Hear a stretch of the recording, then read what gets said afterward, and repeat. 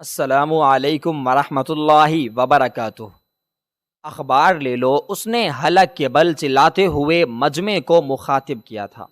بازار میں آج خوب رش تھا، مجھے صبح 6 بجے ہی اخبار بانٹنے آنا تھا، مگر آنکھ دیر سے کھلی اور میں 7 بجے بازار پہنچا۔ مجھ سے پہلے کئی لڑکے اخبار بیچ چکے تھے۔ مجھے بڑا برا لگا، کئی لوگ جو صرف مجھ سے اخبار خریدا کرتے تھے آج وہ مجھ سے پہلے اخبار پڑھ رہے تھے۔ مجھے برا محسوس ہوا کہ 1 گھنٹہ دیر ہوا ہوں اور یہ حال ہے۔ میری آنکھوں میں آنسو جمع ہونے لگے۔ ان اخباروں پر میں پیسے خرچ کر چکا تھا، اور جس نے مجھے بیچنے کو کہا تھا اس نے میری مزدوری بھی پہلے ہی مجھے تھما دی تھی، کیونکہ پچھلے 2 مہینوں سے میں اس آدمی کے لیے کام کر رہا تھا۔ میں سب سے پہلے اٹھتا اور لوگوں کو اخبار بیچا کرتا تھا، مگر لگتا تھا کہ آج یہ اخبار ردی میں بک جائیں گے۔ میں سڑک کے کنارے بیٹھا لوگوں کی آمد و رفت دیکھ رہا تھا۔ اگر یہ لوگ مجھ سے 10 روپے کا اخبار خرید لیں گے تو ان کی جیب پر تو کوئی فرق نہیں پڑے گا، لیکن مالک مجھ سے راضی ضرور ہو جائیں گے۔ مگر یہ بے حس لوگ جو کسی کی مجبوری نہیں سمجھ سکتے، خود غرض اور موقع پرست ہیں، میں دل ہی دل میں لوگوں کو کئی سلواتیں سنانے لگا۔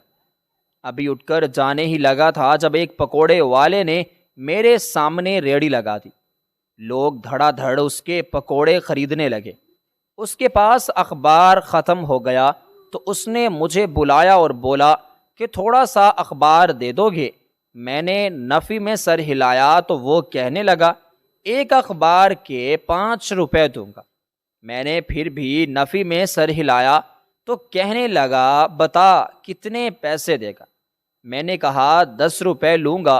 وہ کہنے لگا اتنا مہنگا خیریت ہے، ردی میں بیچنے جاؤ گے تو اس سے بھی کم میں ملیں گے، صحیح ریٹ لگاؤ۔ میں نے کہا اگر تم نے نہیں خریدنے تو نہ خریدو، اب تو میں اسے 15 روپے میں بیچوں گا۔ ایک آدمی ہم دونوں کی بحث دیکھ رہا تھا، مجھے سپورٹ کرنے کے لیے وہ آگے بڑھا اور 15 روپے دیتے ہوئے کہنے لگا مجھے اخبار دے دو۔ یہ سن کر وہ آدمی غصے سے اس دوسرے آدمی کو گھورنے لگا جس نے مجھ سے 15 روپے کا اخبار خریدا تھا۔ میرے چہرے پر فاتحانہ مسکراہٹ تھی، ایسے جیسے میں نے دنیا ہی فتح کر لی ہو۔ تبھی وہ آدمی غصہ دکھاتے ہوئے کہنے لگا چل ٹھیک ہے، بتا کتنے اخبار ہیں؟ میں نے اخبار گن کر اسے دیے تو اس نے مجھے پیسے پکڑا دیے جو ایکسٹرا پیسے میں نے لیے تھے۔ میں نے اس سے پکوڑے خریدے اور گھر چل دیا۔ مجھے معلوم تھا آج بھی ہمارے گھر کھانے کو کچھ نہیں ہوگا، اور یقیناً نوبت یہاں تک پہنچ چکی ہوگی کہ حال ہی میں پیدا ہونے والی میری چھوٹی بہن بھوک سے بلک رہی ہوگی۔ میں 10 برس کا تھا، ابھی بچہ تھا، مگر باپ کی موت نے مجھے سمجھدار بنا دیا تھا۔ میں اپنے گھر کا کمانے والا واحد فرد تھا۔ میں نے ایک غلطی کر دی تھی، سارے پیسوں کے پکوڑے خرید لیے، دودھ کے لیے تو پیسے بچائے ہی نہیں تھے۔ مجھے شرمندگی نے آ گھیرا۔ میں جلدی سے واپس گیا اور اس پکوڑے والے کو ڈھونڈنے لگا، مگر شاید اس کا سامان بک چکا تھا اور وہ وہاں سے جا چکا تھا۔ مجھے سمجھ نہیں آ رہی تھی کہ میں کیا کروں۔ جلدی سے میری ماں نے ایک منصوبہ تیار کیا۔ سامنے ایک سموسے والے نے ریڑھی لگائی تھی، میں نے اس سے پلیٹ ادھار لی، اس میں پکوڑے سجائے اور سڑک کے کنارے بیچنے لگا۔ میں جانتا تھا لوگ پکوڑے اپنی مرضی سے خریدیں نہ خریدیں، لیکن ایک بچے سے وہ ہمدردی ضرور خرید لیں گے۔ وہ پکوڑے جو میں نے 150 روپے میں خریدے تھے، وہ پکوڑوں کی پلیٹ میں نے پورے 200 روپے میں بیچ دی۔ اب میرے پاس پورے 200 روپے موجود تھے۔ میرے پیسوں کو دیکھ کر میری آنکھوں میں آنسو آ گئے تھے۔ میں تو خوش ہو گیا۔ مجھے لگا شاید میرا یہ چھوٹا سا کاروبار چل سکتا ہے۔ میں گھر واپس گیا اور اماں کو کہا پکوڑے کیسے بنتے ہیں۔ انہوں نے جو چیزیں مجھے بتائیں میں نے وہ ساری چیزیں خریدیں اور اماں کو لا دی اور کہا کہ مجھے پکوڑے بنا دیں۔ آج سے میں اخبار کے ساتھ ساتھ پکوڑے بھی بیچا کروں گا تاکہ ہمارا گزارا ہو سکے۔ یہ بات سن کر اماں خوش ہو گئی۔ فوراً سے پہلے انہوں نے پکوڑے بنا دیے۔ میں نے جو 150 کے پکوڑے خریدے تھے اس میں 15 پکوڑے تھے اور اب میرے پاس 25 پکوڑے تھے، یعنی میں 250 کمانے والا تھا۔ یہ سوچ کر ہی مجھے خوشی ہونے لگی۔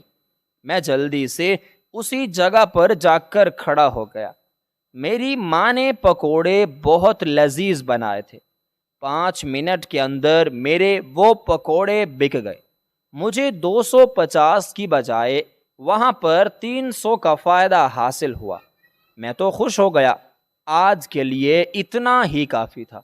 پکوڑوں کا سامان خرید کر میں نے تھوڑا سا دودھ لیا اور گھر چلا آیا۔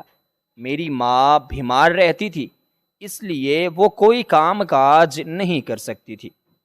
وہ چھوٹی بچی جس کو پیدا ہوئے ابھی 2 مہینے ہوئے تھے وہ بھوک سے بلک رہی تھی۔ اماں نے اسے دودھ پلایا، باقی پکوڑوں کا امیزہ تیار کیا۔ کچھ پکوڑے ہم نے کھائے اور باقی لے کر میں سڑک پر آ کر بیٹھ گیا۔ میں پکوڑے گن رہا تھا جب ایک عورت میرے پاس چلی آئی اور کہنے لگی یہ پکوڑے کتنے کے ہیں؟ وہ خاصی امیر لگ رہی تھی اور بہت بڑی گاڑی میں آئی تھی۔ میں نے جلدی سے بول دیا کہ 5 کے، حالانکہ وہ 300 کے پکوڑے تھے۔ اس نے سارے پکوڑے خرید لیے بلکہ مجھے 500 اضافی بھی دیے۔ میں خوش ہو گیا اور اس کا شکریہ ادا کرنے لگا۔ وہ وہاں سے چلی گئی۔ میں ابھی گھر جا رہا تھا جب ارباز بھائی مجھے راستے میں ملے۔ میں ان کا اخبار بیچا کرتا تھا۔ وہ کہنے لگے آج تو نے اچھے سے اخبار بیچا ہے، شام کا اخبار لینے کے لیے 4 بجے آ جانا، ٹھیک ہے نا؟ انہوں نے میرا شانہ تھپ تھپایا تو میں مسکراتے ہوئے اسبات میں سر ہلا کر گھر چلایا۔ میرے پاس 1000 جمع ہو چکے تھے۔ میں سوچ بھی نہیں سکتا تھا۔ میں نے سوچ لیا پکوڑے بنا کر ہی بیچا کروں گا، وہ بہت بکتے تھے۔ لیکن اماں کا یہ آئیڈیا تھا کہ کیوں نہ ہم لوگ آئس کریم بیچا کریں، مگر اس کے لیے ہمیں زیادہ خرچ کرنا پڑے گا۔ دودھ کی بڑی گھٹتی قیمتیں ہمارا کاروبار بگاڑ سکتی تھیں، اس لیے مجھے پکوڑے بہترین آپشن لگا۔ اس کے ساتھ میں اخبار بھی بیچ لیتا تھا۔ جو اخبار نہ بکتا وہ پکوڑوں میں استعمال کر لیتا۔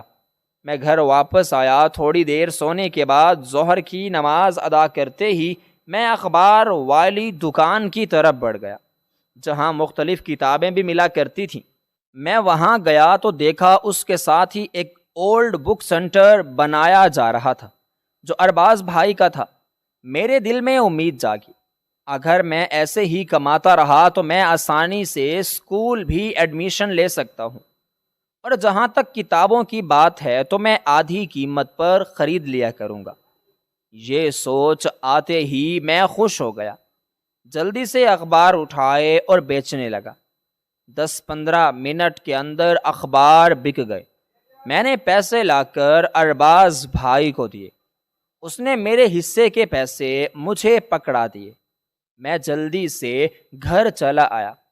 آتے ساتھ ہی میں نے اپنا بستہ نکالا اور اس کو اٹھا کر دیکھنے لگا۔ میں نے 4تھی جماعت کے پیپر دیے تھے۔ اس کے بعد اسکول نہیں جا سکا۔ اب مجھے 5ویں کتاب کی کلاس کی کتابیں لینی تھیں۔ میرے پاس اچھے خاصے پیسے جمع ہو چکے تھے۔ وہ 1500 میرے لیے کل کائنات تھے۔ میں جلدی سے دکان پر آیا۔ 5ویں کی کتابوں کے پیسے پوچھے تو ہاشم کہنے لگا کہ تمہیں کتابیں 800 میں پڑیں گی۔ یہ سن کر میں حیران رہ گیا۔ اگر 800 کی کتابیں پڑ گئیں تو باقی اخراجات کیسے اٹھاؤں گا؟ میں جلدی سے ارباز بھائی کے پاس گیا۔ وہ میری ہاشم سے گفتگو سن چکے تھے۔ کہنے لگے میرا بڑا لڑکا 5ویں میں پڑھتا ہے، کہو تو اس کی کتابیں تمہیں لا دیتا ہوں، تھوڑی سی پھٹی ہوئی ہیں، مگر تم ان سے گزارا کر لینا۔ میں ان کی بات کو سن کر راضی ہو گیا اور اگلے روز ہی ارباز بھائی نے مجھے وہ کتابیں پکڑا دیں۔ میں خوش ہو گیا۔ ابھی تک اسکول میں میرا ایڈمیشن باقی تھا۔ وہ ایک سرکاری اسکول تھا، وہاں کی فیس نہ ہونے کے برابر تھی۔ اساتذہ کرام بھی اچھا پڑھا رہے تھے۔ میں روز وہاں جانے لگا۔ پڑھنے کے بعد سیدھا گھر آتا، کھانا کھاتا اور پکوڑوں کی ٹرے اٹھا کر بازار کی طرف چل پڑتا۔ صبح اسکول جانے سے پہلے اخبار بیچتا اور پکوڑے بیچنے کے بعد شام کا اخبار بیچ کر ہی گھر واپس آیا کرتا تھا۔ میری روٹین بہت زیادہ سخت ہو گئی تھی۔ نہ نیند کا پتہ ہوتا تھا، نہ پڑھائی کا، اور نہ ہی یہ سمجھ آتی تھی کہ کام پر کس وقت جاؤں۔ دن رات بس ڈسٹرب گزر رہے تھے۔ میں تھکاوٹ محسوس کرتا تھا۔ کئی بار تو ایسا محسوس کرتا تھا جیسے جسم میں جان ہی نہیں ہے۔ اماں میرے صدقے قربان جاتی تھی۔ کئی بار انہوں نے کہا کہ وہ کام کے لیے جاتی ہیں، مگر میں نے منع کر دیا۔ میری یہ غیرت ہرگز گوارا نہیں کرتی تھی۔ نہ ہی میرے ابا جان کو یہ پسند تھا کہ گھر کی عورتیں باہر کام کرنے کے لیے نکلیں جبکہ گھر میں مرد موجود ہوں۔ میں 11 سال کا تھا مگر خود کو بہت بڑا مرد سمجھنے لگا تھا۔ ہر چیز معمول کے مطابق چل رہی تھی۔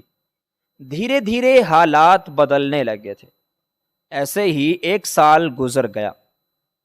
ایک روز میں کام سے تھکا ہارا گھر آیا تو دیکھا کوئی بوڑھا آدمی، یہی کوئی 60-70 برس کی عمر کا، ہمارے گھر بیٹھا ہوا تھا اور ماں آنسو بہا رہی تھی۔ میں نے جلدی سے چارپائی پر بیگ پھینکا اور ان کی طرف چلا آیا۔ آج تک میں نے کبھی پہلے اس آدمی کو اپنے گھر میں نہیں دیکھا تھا۔ مجھے بہت زیادہ حیرت ہوئی۔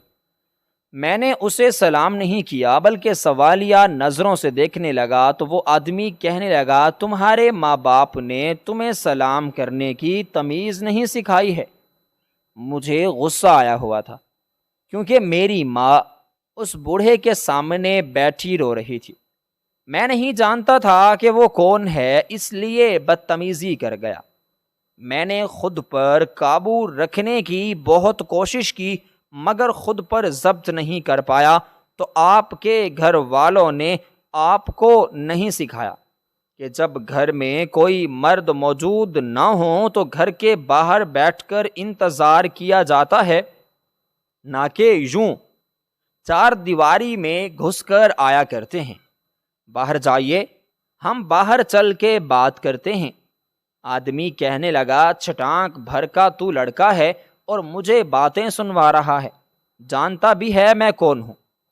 اس آدمی کا غصہ اور رعب دیکھ کر ایک پل کو تو میں چونکا تھا، مگر پھر خود کو سنبھالتے ہوئے کہنے لگا، کون ہیں آپ اور جرت کیسے ہوئی میرے گھر میں داخل ہونے کی؟ چھوٹا ہوں مگر اس قابل ہوں کہ ماں بہن کی حفاظت کر سکوں۔ تبھی وہ آدمی آگے بڑھا اور میرے منہ پر تھپڑ مارتے ہوئے کہنے لگا، جو انسان خود کو اس تھپڑ سے نہیں روک سکتا وہ ماں بہن کی کیا حفاظت کرے گا؟ میرے اوسان خطا ہو گئے۔ میں نے خوشی سے اس آدمی کو دیکھا جو کھڑا مسکرا رہا تھا۔ اس سے پہلے تو بوڑھے کو سبق سکھاتا ہے۔ میری ماں کہنے لگی، پاگل مت بنو، وہ رشتے اور مرتبہ دونوں میں تم سے بڑے ہیں، تمہارے نانا جان ہیں، آگے بڑھ کر ان سے معافی مانگو۔ اماں نے آج تک ایسا رویہ کبھی میرے ساتھ نہیں اپنایا تھا۔ مجھے دکھ نے آ گھیرا۔ میں نے ایک نظر اس بوڑھے آدمی کو دیکھا جیسے میں نے آج سے پہلے کبھی نہیں دیکھا تھا۔ وہ میرے نانا تھے۔ مجھے غصہ آنے لگا کیونکہ میری ماں نے بتایا تھا کہ زمینوں کے معاملات کو لے کر ان کے بابا ان سے ناراض ہیں، تو پھر وہ اب کیوں آئے ہیں؟ تبھی میں کہنے لگا، اب تک یہ نانا ابو کہاں تھے جب ہم لوگ فاقے کر رہے تھے اور ایک عجب زندگی گزار رہے تھے جو ہماری کبھی خواہش نہیں رہی تھی۔ یہ بھی باقی لوگوں کی طرح مطلب پرست ہے، یقیناً کسی کام سے آئے ہوں گے۔ تبھی وہ آدمی کہنے لگا، اگر تمہاری ماں گھر سے بھاگ کر شادی نہ کرتی تو میں دستے شفقت تم لوگوں پر رکھتا، مگر تمہاری ماں نے جو غلطی کی ہے اسی کی تو تمہیں سزا مل رہی ہے، سوچ کے بتانا، اچھا میں چلتا ہوں۔ یہ کہہ کر وہ آدمی چلا گیا، جبکہ میں اپنی امی کی طرف دیکھنے لگا جو سر جھکائے کھڑی تھی، رونے کی وجہ سے پلکیں نم تھیں اور آنکھیں لال ہو رہی تھیں۔ ان کے جاتے ہی میں ہاتھ باندھے اماں کی طرف دیکھنے لگا۔ وہ روتے ہوئے کہنے لگی، 5 بھائی بہن تھے، میں اپنے والدین کی اکلوتی اور حد سے زیادہ لاڈلی بیٹی تھی۔ میرے 4 بھائی جو مجھ پر جان چھڑکتے تھے، ان کے لاڈ پیار نے مجھے ضدی اور خود سر بنا دیا تھا۔ بابا جان مجھے روکتے کہ سہیلیوں کے ساتھ یوں باہر نہ گھوما کرو، مگر میں پھر بھی اپنی سہیلیوں کے ساتھ باہر نکل جایا کرتی تھی، اور دوپہر کے وقت ہم چودھریوں کے باغ میں سے املیاں توڑ کر کھاتے تھے۔ وہ لوگ آ کر ابا سے شکایت کرتے، ابا مسکرا کر رہ جاتے۔ میرے ابا تو مجھ سے اتنا پیار کرتے تھے کہ بیٹی کی خوشی کی خاطر پورا آم کا باغ ہی خرید لیا تھا۔ شروع میں تو سب ٹھیک تھا، میری ہر خواہش فوراً پوری کر دی جاتی تھی، کسی کی مجال نہیں ہوتی تھی کہ کوئی کچھ بول سکے۔ خاندان والے باتیں کرتے تھے، مگر میرے ابا کا روب تھا جو انہیں کچھ بھی بولنے سے روک دیتا تھا۔ ابا ایک ذمہ دار تھے، اور ذمہ داروں کے ہاں بیٹیوں کی شادیاں نہیں بلکہ ان کی بیٹیوں کے سودے ہوتے ہیں، اور میرے ساتھ بھی یہی سب کچھ ہونے والا تھا جس سے میں بالکل انجان تھی۔ ہمارے ہاں خاندان کے باہر شادیاں اس لیے نہیں کی جاتی تھیں یہ نہ ہو کہ بعد میں وہ لوگ جائیداد میں سے حصہ مانگنے پہنچ جائیں، اس لیے میرا رشتہ میری پھپھو کے گھر طے کر دیا گیا۔ ان وقتوں میں ان باتوں سے انجان تھی، صرف 15 برس کی تھی۔ اماں بہت خوش تھی تو میں نے بھی خاموشی اختیار کر لی۔ مجھے ان باتوں سے فرق نہیں پڑتا تھا، اور نہ ہی میں نے کبھی عامر بھائی کو اس نظر سے دیکھا تھا۔ ایسے ہی 3 سال اور گزر گئے۔ اب میں بچی نہیں رہی تھی۔ اماں جان نے باہر نکلنے پر مکمل طور پر پابندی لگا دی تھی۔ میری کئی سہیلیوں کی شادی ہو چکی تھی۔ جو بچی تھی ان کے گھر والے انہیں باہر نہیں نکلنے دیتے تھے۔ ہم لوگ باغ میں ملا کرتے تھے۔ باغ کی رکھوالی چچا حفیظ کرتے تھے۔ وہ اپنے بچوں کے ساتھ باغ سے ملحقہ کوارٹر میں رہا کرتے تھے۔ اکثر میرا ان سے سامنا ہوتا رہتا تھا۔ میں نے کبھی ان کے گھر والوں کو تو نہیں دیکھا تھا، البتہ چچا حفیظ سے اکثر میری بات چیت ہو جایا کرتی تھی۔ وہ بہت ملنسار اور شفیق آدمی تھے، ہر کسی سے محبت سے پیش آتے۔ ان کے اخلاق کے چرچے تو ہر طرف تھے۔ ابا ایسے ہی انہیں ڈبل تنخواہ نہیں دیا کرتے تھے۔ آخر ان میں ایسا کچھ تو تھا جو ابا کو اتنا متاثر کر گیا تھا۔ ابا کے ارد گرد رہنے والے چند مخلص لوگوں میں سے وہ ایک تھے۔ باغ کے ایک آم کی رپورٹ دیا کرتے تھے۔ ابا چچا حفیظ کے اس کام سے بہت خوش تھے۔ دلی طور پر میں بھی ان کے بہت قریب تھی، کیونکہ کم عمری میں ہی میں نے انہیں اپنے گھر کے ایک فرد کے طور پر مانا تھا۔ بعض ہمارا گھر کسی سے دور نہیں تھا، اس میں کئی جھولے لگے ہوئے تھے، مگر وہاں سب کو آنے کی اجازت نہیں۔ خاص طور پر وہاں مردوں کے آنے پر سخت پابندی تھی۔ دن گزرتے گئے، میں پھپھو کے بیٹے سے شادی نہیں کرنا چاہتی تھی۔ وہ مجھ سے 15 برس بڑے تھے۔ وہ کسی لحاظ سے بھی میرے قابل نہیں تھے، ایسا میں سمجھتی تھی۔ میں نے صرف میٹرک تک ہی پڑھا تھا، میں آگے پڑھنا چاہتی تھی۔ کئی بار چچا حفیظ نے ابا سے میری سفارش بھی کی تھی تاکہ ابا مجھے جانے دیں، مگر ابا تھے کہ ماننے کو تیار ہی نہیں تھے۔ انہیں لگتا تھا کہ لڑکیوں کو اتنا پڑھانا چاہیے کہ جتنا وہ اچھی زندگی گزارنے کے لیے اس پڑھائی کو استعمال کر سکیں، یعنی چھوٹا موٹا حساب کر لیں اور لوگوں سے بات کرنے کی تمیز آ جائے۔ بھلا یہ بھی کوئی پڑھائی ہوئی؟ مجھے بہت غصہ آتا تھا۔ ابا نے مجھے ہر قسم کی آسائش دی ہوئی تھی سوائے اس کے کہ میں پڑھ پاؤں۔ چچا حفیظ کے بچے پڑھ رہے تھے، مجھے یہ معلوم تھا میں نے انہیں کبھی دیکھا نہیں تھا اور نہ ہی میں انہیں جانتی تھی۔ اماں 2 منٹ کے لیے چپ ہوئی تو میں نے پانی کا گلاس ان کے ہاتھ میں تھما دیا۔ وہ پانی ایک سانس میں ہی پی کر ان کے تھکے ہوئے چہرے کو دیکھ کر میرے دل پر منوّ بوجھ لگ چکا تھا۔ میں چپ رہا، تبھی وہ گویا ہوئی۔ ایک روز صبح کے وقت میں چہل قدمی کرنے کے لیے باغ میں چلی آئی۔ میں 19 برس کی ہونے والی تھی اور شادی کے لیے پھپھو کا اصرار دن بدن بڑھتا جا رہا تھا۔ آج کل میں بہت پریشان رہنے لگی تھی۔ یہی وجہ تھی کہ ٹینشن سے سر درد رہنے لگا تھا۔ وہ کسی ایسے انسان سے شادی کیسے کر سکتی تھی جس کے بارے میں اچھا نہیں سوچتی تھی؟ اسی پریشانی میں میرا سارا دن باغ میں گزر جاتا۔ باغ کے نرم ملائم و گھاس پر جب پیر پڑتے تھے تو ساری ٹینشن دھول بن کر اڑ جاتی تھی۔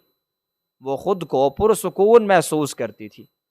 آج کل میرے دن رات وہیں گزرنے لگے تھے۔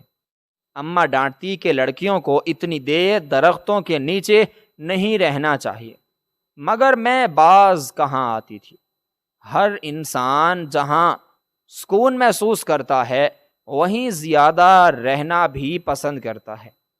مجھے بھی اس باغ میں عجیب سا سکون محسوس ہوتا تھا۔ کوئی کشش تھی جو مجھے اپنی طرف کھینچا کرتی تھی۔ ابھی صبح کے 5 بج رہے تھے۔ نماز پڑھنے کے بعد سیدھا باغ میں چلی آئی۔ میں نے تو پٹے کو اچھے سے سر پر اوڑھا ہوا تھا، پیروں میں چپل نہیں تھی اور میں نرم گھاس کے اوپر چھوٹے چھوٹے قدم اٹھاتے ہوئے انگوروں کی بیل کی طرف جا رہی تھی، جہاں تازہ انگور لوگوں کو اپنی طرف متوجہ کرنے کی کوشش کر رہے تھے۔ ان کو دیکھ کر میرے چہرے پر مسکراہٹ ہی پھیل گئی۔ اس سے پہلے کہ میں ان انگوروں کو توڑنے کے لیے ہاتھ آگے بڑھاتی، میری نظر باغ کی دیوار پر بیٹھے ہوئے ایک لڑکے پر پڑی، جو دوسری طرف وہ منہ کیے نہ جانے کیا گنگنا رہا تھا۔ مجھے غصہ آنے لگا کہ اس باغ میں تو کسی مرد کو ان کی اجازت نہیں، تو پھر یہ کون ہے؟ میں نے چھوٹا سا پتھر اٹھایا اور زور لگاتے ہوئے اس آدمی کی کمر پر دے مارا۔ وہ بلبلاتے ہوئے دیوار کے اس پار کودنے کی بجائے باغ میں کود گیا۔ مجھ پر غصہ کرتے ہوئے کہنے لگا، کون ہو تم؟ یہ کیا طریقہ ہے؟ وہ غصے میں تھا اور مجھے گھور رہا تھا۔ میں نے پہلی بار اتنا وجیحا مرد دیکھا تھا، بالکل میرے خوابوں کے شہزادے جیسا۔ بڑی بڑی کالی آنکھیں جن پر مڑی ہوئی پلکیں ایک الگ ہی سحر طاری کر رہی تھی۔ اس کے گھنگرالے بال جو تھوڑے سے بڑے ہوئے تھے، اس کے چہرے پر بہت پیارے لگ رہے تھے۔ کلف لگے سوٹ میں وہ شخص غصے سے آئی برو چکاتے ہوئے مجھے دیکھنے لگا۔ میں مصروف تھا۔ وہ شخص کسی لڑکی کا بھی پہلا انتخاب ہو سکتا تھا۔ ابھی تک میں اس کی شخصیت کے سحر میں کھوئی ہوئی تھی۔ جب اس نے میرے سامنے چٹکی بجائی، میں اپنے ہوش و حواس کی دنیا میں واپس آئی۔ سامنے ایک مرد کو دیکھ کر میں نے جلدی سے دوپٹے سے نقاب کیا اور آدمی دوسری طرف منہ کرتے ہوئے کہنے لگا، معاف کر دیجئے، نہیں جانتا تھا کہ یہ آپ کے آنے کا وقت ہے۔ میں تو محض سگنل ڈھونڈتے ہوئے یہاں پہنچا تھا۔ ابا جان سے اس چیز کی شکایت مت کیجیے گا اور مجھے معاف کر دیجیے گا۔ یہ کہہ کر وہ آدمی جانے لگا۔ ایسا لگا کہ ابھی اس کو نہیں روکا تو ساری زندگی کے لیے پچھتاتی رہ جاؤں گی۔ میں نے اسے پکارا تو وہ مڑ کر میری طرف دیکھنے لگا۔ فوراً اسے خود پر قابو پاتے ہوئے میں کہنے لگی، کیا میں آپ کا نام جان سکتی ہوں؟ وہ آدمی کہنے لگا، تو آپ میرا نام جان کر کیا کریں گی؟ میرے بابا کو میری شکایت لگائیں گی؟ میں کہنے لگی، نہیں، میں تمہاری کسی سے بھی کوئی شکایت نہیں لگاؤں گی، لیکن تمہارا نام جاننا چاہتی ہوں۔ تبھی وہ کہنے لگا، میرا نام فیروز ہے۔ اس کا نام سن کر میں نے زبان سے اس کا نام دہرایا تو بہت خوشی محسوس ہوئی۔ وہ جلدی جلدی وہاں سے چلا گیا، مگر میں کافی دیر اس شخص کی شخصیت سے متاثر ہو کر وہیں کھڑی رہی، یہاں تک کہ سورج نکل آیا اور اس کی کرنیں مجھ پر پڑنے لگیں۔ میری ایک ملازمہ جو خاص طور پر اماں نے میرے کام کرنے کے لیے تعینات کی تھی، وہ میری طرف چلی آئی اور کہنے لگی، بی بی جی، اب آپ کافی دیر سے باغ میں ہیں، چلیے آپ کو بیگم صاحبہ بلا رہی ہیں۔ میں کہنے لگی، ابھی میرا جی نہیں چاہ رہا، انہیں کہو میں تھوڑی دیر میں آتی ہوں۔ تبھی وہ کہنے لگی، بی بی جی، آپ کی پھپھو آئی ہے اور آپ کی امی جان نے بولا ہے کہ فوراً آپ کو بلایا جائے۔ آپ کے والد صاحب اور سارے بھائی بھی جمع ہو چکے ہیں۔ میں حیران ہوتے ہوئے کہنے لگی، خیریت تو ہے، سب اس طرح سے جمع ہیں؟ وہ ملازمہ چچکتے ہوئے کہنے لگی، باجی، مجھے زیادہ تو نہیں پتا، مگر اس بار آپ کی پھپھو پوری تیاری کے ساتھ آئی ہیں، مٹھائیوں کے بڑے بڑے ٹوکرے ساتھ لائی ہیں۔ مجھے نہیں معلوم کہ وہ مٹھائی ساتھ کیوں لائی ہیں۔ آپ چلیے، ورنہ بی بی جی میرا وہ حال کریں گی کہ میری سات نسلیں یاد رکھیں گی۔ وہ اماں سے بہت ڈرتی تھی۔ اس ملازمہ کا خیال کرتے ہوئے میں نے خود کو فیروز کے خیالوں سے باہر نکالا اور حویلی کے اندر چلی آئی۔ دیکھا تو پھپھو آ چکی تھی۔ ان کو دیکھ کر میرے چہرے پر ناگواری سی چھا گئی، مگر میں نے خود پر ضبط کر دیا اور ان کے ساتھ جا کر بیٹھ گئی۔ سبھی لوگ خوش ہونے لگے۔ میں پھپھو کے بیٹے سے شادی نہیں کرنا چاہتی تھی اور یہ میرا حتمی فیصلہ تھا۔ پھپھو نے زبردستی ایک سونے کی انگوٹھی جس میں فیروزہ جڑا ہوا تھا میری انگلی میں لا کے پہنا دی۔ میں سب کو دیکھتی رہ گئی، میری آنکھوں سے آنسو بہنے لگے۔ مجھے ابا جان سے یہ امید نہیں تھی۔ وہ جانتے تھے کہ میں پھپھو کے بیٹے سے شادی نہیں کرنا چاہتی، مگر انہوں نے میری ایک نہیں سنی۔ یہ بات غلط تھی اور مجھے بالکل بھی پسند نہیں آئی تھی۔ یہی وجہ تھی کہ میں خود کو رونے سے باز نہیں رکھ پائی۔ اماں نے مجھے کئی بار آنکھیں دکھائیں اور چپ رہنے کا اشارہ کیا، مگر میں اس وقت اتنی اداس تھی کہ کسی چیز کی پرواہ نہیں کی۔ تھوڑی دیر بعد ابا جان نے مجھے کمرے میں بلایا۔ میں خوش ہو گئی کہ ابا جان نے میری رائے جاننے کے لیے مجھے بلایا ہوگا اور میں انکار کر دوں گی۔ ابا جان اپنی بیٹی کا اتنا تو مان رکھ ہی سکتے ہیں۔ وہ خوشی خوشی ابا کے کمرے میں داخل ہوئی تو وہ شدید غصے میں تھے۔ کہنے لگے، جب تم صبح کے وقت باغ میں گئی تھی وہاں تمہارے علاوہ کون تھا؟ میں حیران ہو کر کہنے لگی، ابا جان میرے علاوہ کوئی بھی نہیں تھا۔ آپ تو جانتے ہیں کہ وہاں آدمیوں کو آدمی کی اجازت نہیں ہے، اور میری سہیلیاں وہ بھی تو کبھی کبھار آتی ہیں۔ میں ہی زیادہ تر ملازمہ کے ساتھ وہیں موجود رہتی ہوں۔ کیوں، سب خیریت تو ہے؟ میں نے ابا سے سوال کیا تو وہ کہنے لگے، جھوٹ مت بولو، ملازمہ نے وہاں سے حفیظ کے بیٹے فیروز کو دیکھا ہے، اس کی یہ جرت کہ وہ اس طرح میری بیٹی سے مخاطب ہو، میں اس کی زبان کٹوا دوں گا۔ ابا کی بات سن کر میرے ہاتھ پاؤں پھول گئے۔ میں ابا کو سمجھاتے ہوئے کہنے لگی، ابا ایسا مت کریں، اس بیچارے کا کوئی قصور نہیں ہے، وہ تو بس سگنل تلاش کر رہا تھا، غلطی میری تھی، مجھے وہاں جانا ہی نہیں چاہیے تھا۔ ابا کہنے لگے، کوئی ضرورت نہیں ہے، میں تمہارا کہا ماننے والوں میں سے نہیں ہوں۔ آج حفیظ کو کہتا ہوں کہ وہ یہ نوکری چھوڑ دے اور شہر کی طرف رخ کر لے، ورنہ میں اپنی غیرت کی بدولت اسے صفحہ ہستی سے مٹا دوں گا۔ ارے کوئی بھی بات سننے کو تیار نہیں تھے، میں بہت گھبرا چکی تھی۔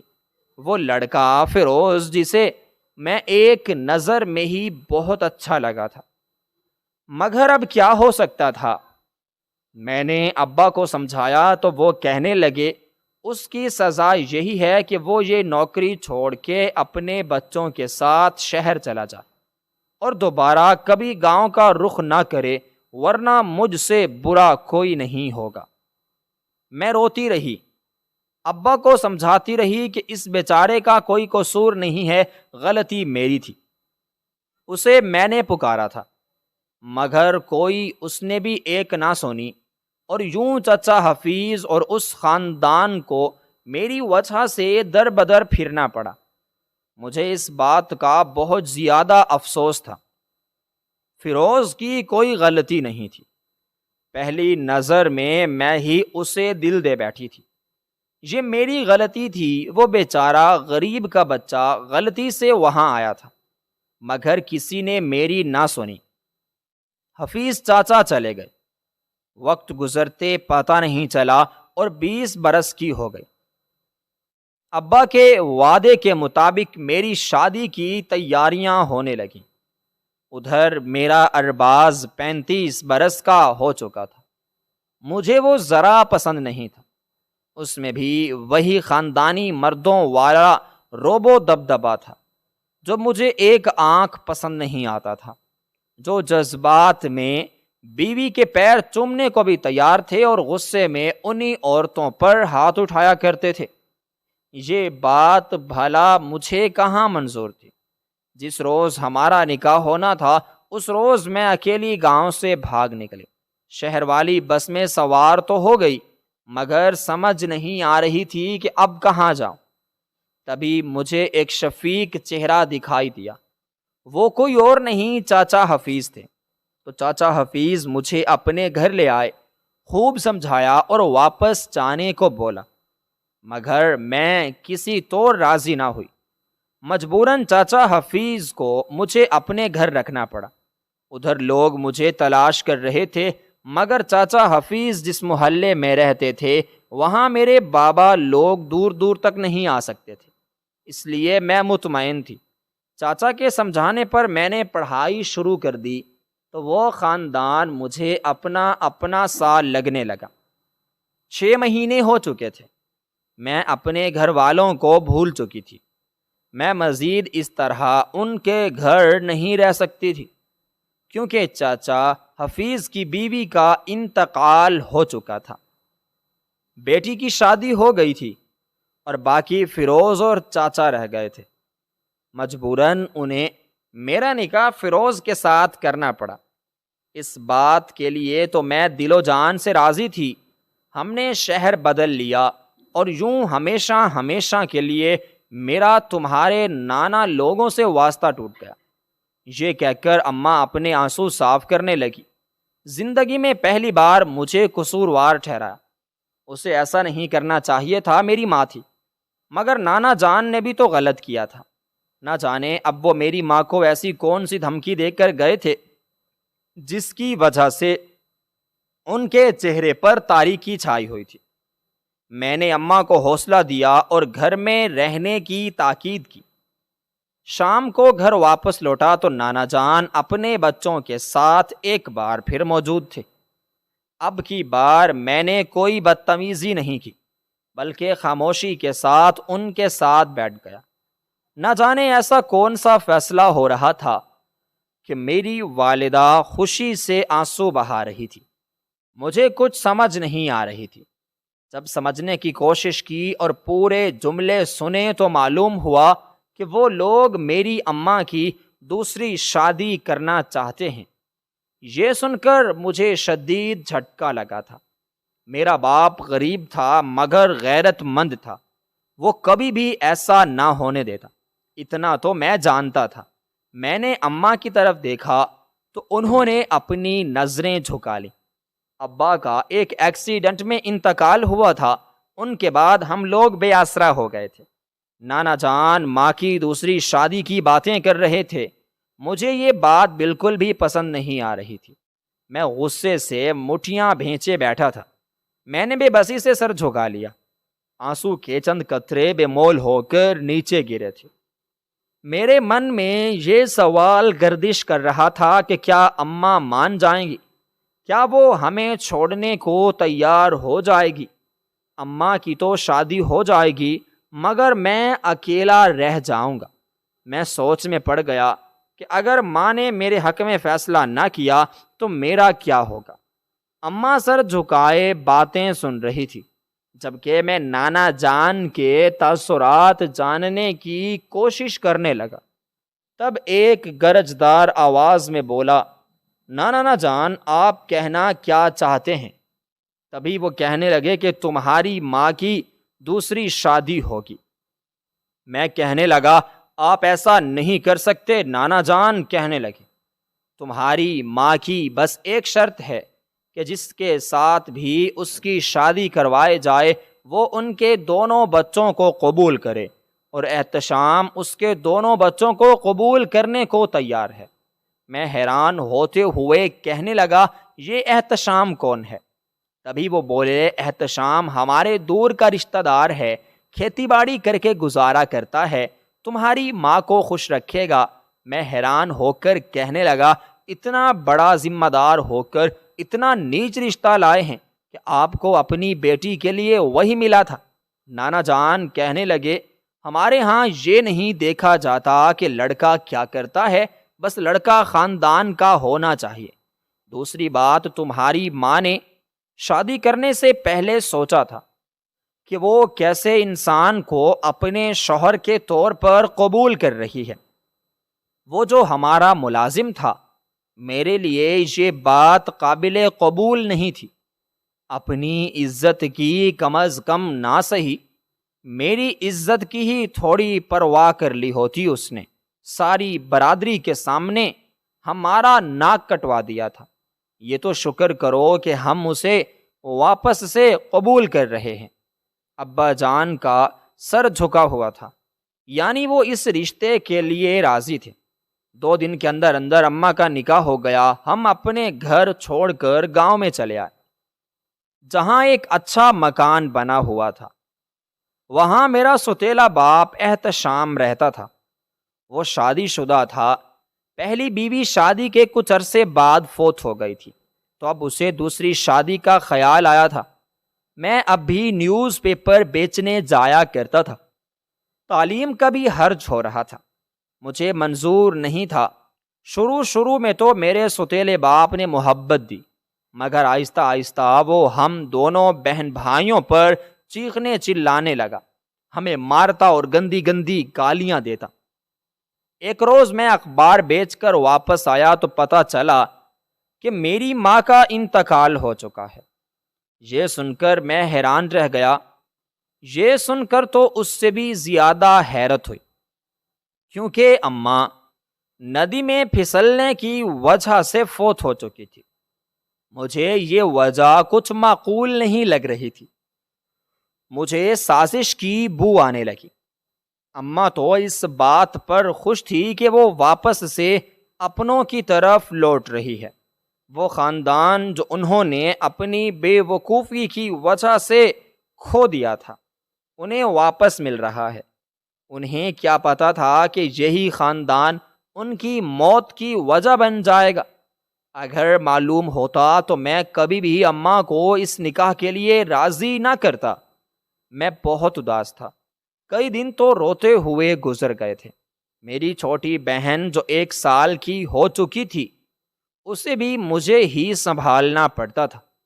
ابا ہم دونوں بہن بھائیوں پر بہت ظلم کرتے تھے۔ نانا بیٹی کی وفات کے بعد ہمیں بھول چکے تھے۔ ستیلے باپ کے رویے سے بہت تنگ تھا۔ اب روٹین بدل چکی تھی۔ میں صبح کے وقت اخبار بیچتا اور شام میں پڑھائی کرتا۔ پیپر سر پر پہنچ چکے تھے اور ابھی تک میں نے اپنا کورس کور نہیں کیا تھا۔ مجھے کچھ سمجھ نہیں آ رہی تھی۔ بورڈ کی کلاس تھی اور ابھی تک میں کچھ پڑھ نہیں پایا تھا۔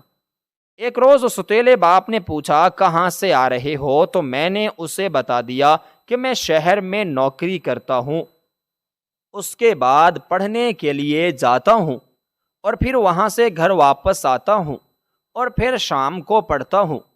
وہ غصہ ہوتے ہوئے کہنے لگا، تمہاری وجہ سے جو دیا جلتا ہے، اس میں جو تیل ڈلتا ہے، اس کا خرچہ تمہارے دن بھر کا کیا؟ وہ تو مر چکا۔ اب جب تک اس کی لاش کو کیڑے کھا چکے ہیں، اس کی یہ بات مجھے برداشت نہ ہوئی تو میں نے اسے ایک زوردار تھپڑ دے دیا۔ اس نے میرے منہ پر ایک تھپڑ مارا اور کہا، آئندہ یہ حرکت کی تو منہ توڑ دوں گا۔ ان سے لڑنے کے بعد میں کمرے میں آیا تو کتابیں میرے ہاتھ میں تھیں۔ احتشام میرے قریب آیا اور آ کر کہنے لگا، یہ کتابیں تم نے کتنے میں خریدی ہیں؟ میں کہنے لگا، یہی کوئی 1000 روپے میں۔ اس نے وہ ساری کتابیں اٹھائیں اور ردی والے کو بیچ دیں۔ میں ہکا بکا اسے دیکھتا رہ گیا۔ اس نے میری کتابیں بیچ ڈالی تھیں۔ مجھے اپنی آنکھوں پر یقین نہیں آ رہا تھا کہ یہ میں کیا دیکھ رہا ہوں۔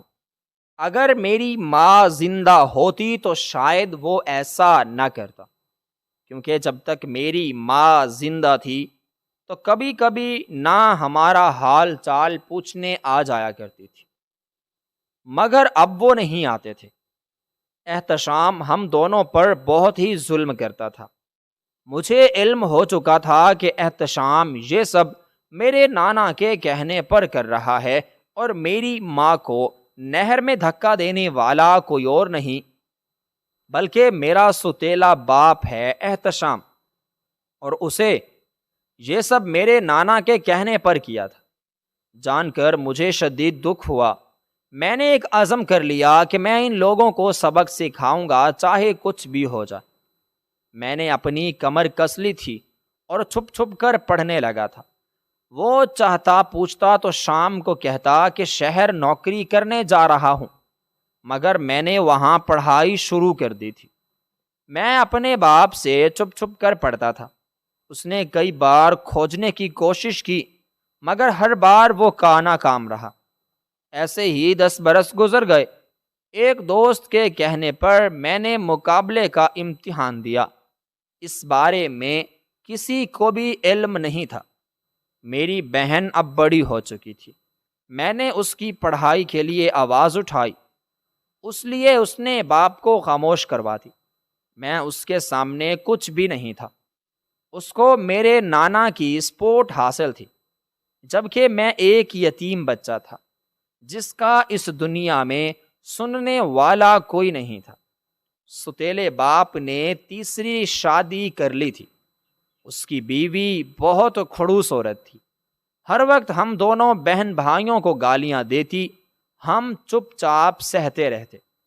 ایک روز اخبار بیچنے گیا، گھر آیا تو حیران رہ گیا، کیونکہ احتشام مجھے گلے لگایا، مجھے پھولوں کا ہار پہنایا اور میرے اوپر پھولوں کی پٹیاں چڑھتے ہوئے کہنے لگا، تمہیں نہیں پتا تو نے میرا سینہ فخر سے چوڑا کر دیا ہے، ایسے ہی کامیاب ہوتا رہے۔ ان کی باتیں سن کر مجھے کچھ سمجھ نہیں آ رہی تھی۔ سارا گاؤں جمع ہو چکا تھا، پٹاخے پھوڑے جا رہے تھے، ہر کوئی بہت زیادہ خوش تھا۔ میں سمجھ نہیں پایا یہ سب میرے ساتھ کیا ہو رہا ہے۔ میں حیران ہو کر سب کو دیکھتا رہ گیا۔ تبھی وہاں کے سرکاری اسکول میں پرنسپل کے عہدے پر تعینات سر شفیق میرے پاس آئے۔ میرے سر پر ہاتھ رکھتے ہوئے کہنے لگے، مبارک ہو بیٹا، تم نے مقابلے کا امتحان پاس کر لیا ہے، اب تم ایک صرف سرکاری افسر بننے جا رہے ہو اور سارے گاؤں کو تم پر فخر ہے۔ یہ سن کر میرے پیروں تلے سے زمین نکل گئی۔ میں افسر بن گیا تھا، اپنی ماں کی موت کا بدلہ لے سکتا تھا۔ میں خوش ہو گیا۔ نانا جان بھی مبارکباد دینے آئے، مگر میں نے سیدھے منہ بات تک نہ کی۔ وہ اب بھی مجھے اپنے فائدے کے لیے استعمال کرنا چاہتے تھے، مگر اب میں وہ چھوٹا بچہ نہیں تھا جسے وہ ڈرا دھمکا سکے۔ اس نے اپنی بات پر قائم رہا۔ انہوں نے میرا ٹرانسفر اپنے گاؤں میں کروا دیا۔ وہ سمجھ رہے تھے کیا وہ جو کریں گے ہر کسی سے چھپے رہیں گے، کیونکہ ان کے گناہوں پر پردہ ڈالنے کے لیے میں جو موجود ہوں گا۔ مگر ایسا نہیں تھا۔ میں نے ان کے خلاف ثبوت اکٹھے کرنا شروع کر دیے۔ کافی دیر کوشش کے بعد بنا ان کے خلاف ثبوت مل گئے۔ انہوں نے کئی لوگوں کا قتل کیا تھا۔ لوگ میرے نانا کے رعب سے اور دبدبے کی وجہ سے چپ تھے، مگر میرے سرکاری آفیسر بنتے ہی بہت سے لوگ شکایتیں لے کر میری طرف آئے اور نانا جان کو سمجھانے کا بولا۔ میں نے تو ویسے بھی ٹھان لیا تھا کہ ان کے خلاف ثبوت جمع کروں گا۔ جب ثبوت اور گواہان مل گئے تو میں نے اپنے ہی نانا پر کیس کر دیا۔ ویسے بھی میں اس بات کا گواہ تھا کہ انہوں نے میری والدہ کو مارا تھا۔ اب وقت آ گیا تھا کہ میں ان سے اپنی ماں کی موت کا بدلہ لے سکتا تھا۔ میری محنت ناکام نہیں گئی تھی، بلکہ مجھے دوہرے انعام سے نوازا گیا تھا۔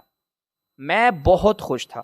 جس روز نانا جان کو عمر قید ہوئی، اس دن مجھے لگا کہ آج میری ماں مجھ سے بہت ہی زیادہ خوش ہو گئی، کیونکہ میں نے ان کے قاتلوں کو سزا دلوا دی تھی۔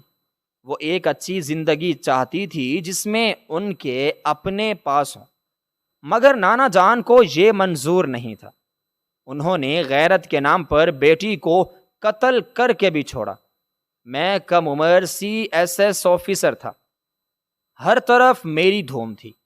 نانا جان کی وفات کے بعد ماموں کا رویہ بدل گیا۔ انہوں نے میری ماں کے حصے کی زمینیں مجھے دے دی۔ میری بہن جو بڑی ہو چکی تھی، میں اسے لے کر الگ گھر میں شفٹ ہو گیا جو حکومت کی طرف سے ملا تھا۔ احتشام جو میرا ستیلا باپ تھا، اس نے مجھ سے کئی بار معافی مانگی، مگر میں اس کی معذرت قبول نہ کرتے ہوئے آگے بڑھ گیا۔ اگر وہ میری ماں کی زندگی میں نہ آتا تو آج میری ماں زندہ ہوتی، اس لیے میں اسے قصوروار سمجھتا تھا۔ پورے علاقے کا کنٹرول میرے ہاتھ میں تھا۔ میں چاہتا تو ماموں کے خلاف بھی ثبوت اکٹھے کر سکتا تھا، مگر آخر وقت انہوں نے توبہ کر لی اور وہ اس چیز سے بچ گئے۔ میں بہت خوش تھا، اب سکون سے سونے لگا تھا۔ جب سے اماں کی وفات ہوئی تھی، اس روز سے میں ایک دن بھی سکون سے نہیں سو پایا تھا۔ میں نے اپنی ماں کے ساتھ کیا ہوا وعدہ نبھایا تھا۔ بے شک میری ماں نے بھول کے غلطی کی تھی، اس نے اپنے حصے کی سزا بھی پالی تھی۔ مجھے اس سے اب کوئی شکایت نہیں رہی تھی۔ میرا کئی بار تبادلہ ہوا۔ بہن 18 برس کی ہوئی تو اپنی ایک دوست سے میں نے اس کا رشتہ طے کر دیا، جس کا رشتہ ہر طرح سے معقول تھا۔ میری بہن نے میری شادی اپنی ندا کے ساتھ کروا دی۔ ہم لوگ خوشحال زندگی گزارنے لگے۔ میں واپس پلٹ کر کبھی بھی گاؤں نہیں گیا، کیونکہ مجھے اس گاؤں سے دہشت ہوتی ہے جہاں عورتوں کو غیرت کے نام پر قتل کر دیا جاتا ہے۔